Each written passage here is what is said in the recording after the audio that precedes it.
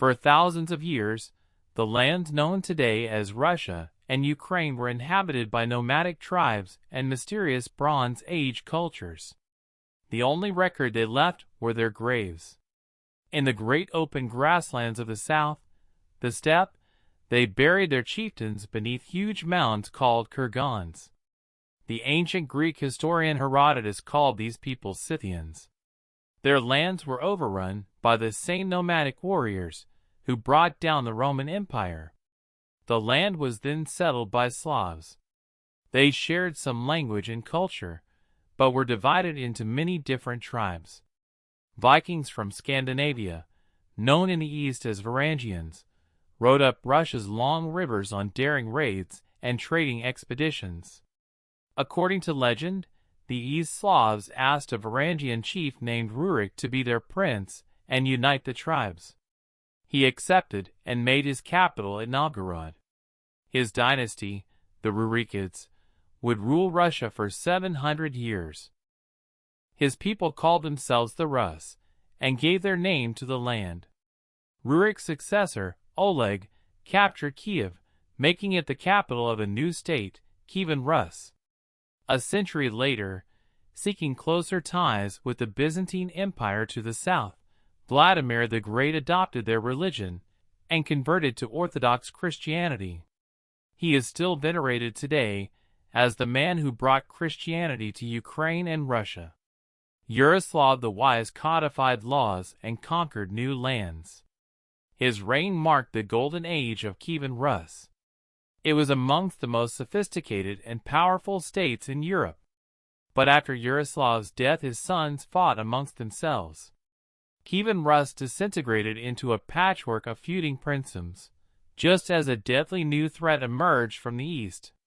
The Mongols under Genghis Khan had overrun much of Asia. Now they launched a great raid across the Caucasus Mountains and defeated the Kievan princes at the Battle of the Kalka River, but then withdrew. 14 years later, the Mongols returned. A gigantic army led by Babakan Khan overran the land. Cities that resisted were burned, their people slaughtered. The city of Novgorod was spared because it submitted to the Mongols. Its prince, Alexander Nevsky, then saved the city again, defeating the Teutonic Knights at the Battle of the Ice, fought above a frozen lake.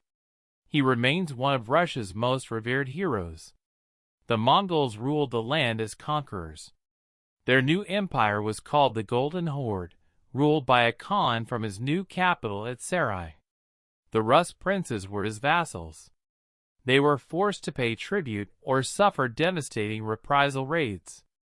They called their oppressors Tatars. They lived under the Tatar yoke. Alexander Nevsky's son, Daniel, founded the Grand Principality of Moscow, which quickly grew in power. Under the great Uzbek Khan, the Tatars converted to Islam. A rising power, the Grand Duchy of Lithuania, defeated the Tatars at the Battle of Blue Waters and conquered Kiev. 18 years later, Dmitri Donskoi, Grand Prince of Moscow, also defeated the Tatars at the Great Battle of Kulikovo Field. After years of infighting, the Golden Horde now began to disintegrate into rival khanates. Constantinople, capital and last outpost of the once great Byzantine Empire, fell to the Turkish Ottoman Empire. Some hailed Moscow as the Third Rome, the seat of Orthodox Christian faith. Now Rome and Constantinople had fallen. Meanwhile, the Grand Princes of Moscow continued to expand their power, annexing Novgorod and forging the first Russian state. At the Ugra River, Ivan III of Moscow faced down the Tatar army and forced it to retreat. Russia had finally cast off the Tatar yoke. Under Grand Prince Vasily III, Moscow continued to grow in size and power. His son, Ivan IV, was crowned the first Tsar of Russia. He would be remembered as Ivan the Terrible. Ivan conquered Tatar lands in Kazan and Astrakhan, but was defeated in the Livonian War by Sweden and the Polish-Lithuanian Commonwealth. Ivan's modernizing reforms gave way to a reign of terror and mass executions, fueled by his violent paranoia. Russia was still vulnerable. Raiders from the Crimean Khanate were able to burn Moscow itself. But the next year Russian forces routed the Tatars at Molody, just south of the city. Cossacks now lived on the open steppe, a lawless region between three warring states. They were skilled horsemen who lived freely, and were often recruited by Russia and Poland to fight as mercenaries. Ivan the Terrible's own son, the Tsarevich, fell victim to one of his father's violent rages, bludgeoned to death with the royal scepter. The Cossack adventurer Yermak Timofeyevich led the Russian conquest of Siberia, defeating Tatars and subjugating indigenous tribes. In the north, Arkhangelsk was founded, for the time being Russia's only seaport linking it to Western Europe, though it was icebound in winter. Ivan the Terrible was succeeded by his son Feofor I, who died childless. It was the end of the Rurikid dynasty. Ivan's advisor Boris Godunov became Tsar.